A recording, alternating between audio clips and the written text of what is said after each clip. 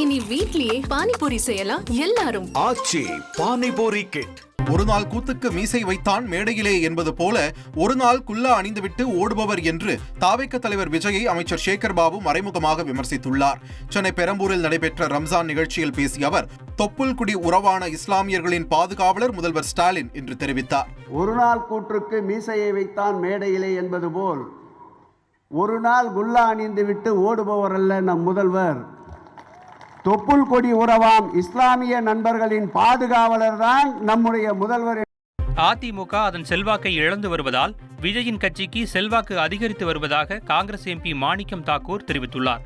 திருநகரில் உள்ள அலுவலகத்தில் செய்தியாளர்களை சந்தித்த அவர், தமிழகத்தில் குற்ற சம்பவங்கள் அதிகரித்துள்ளதாக செய்திகள் வரும் நிலையில் அதனை தடுக்க தமிழக அரசு நடவடிக்கை எடுக்க வேண்டும் என்று வலியுறுத்தினார். அதிமுக அமித்ஷாவின் கட்சியாக மாறி வருவதாகவும் விமர்சனம் செய்தார். ரொம்ப முக்கியமான விஷயம், அது அதிமுகவிலிருந்து அமித்ஷா திமுகவை மாறிடுச்சு.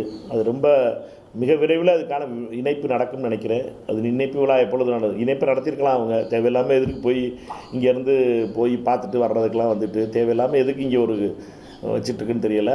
அதிமுக மிக வேகமாக மக்களிடம் தன்னுடைய நம்பிக்கையை இழந்து வருகிறது.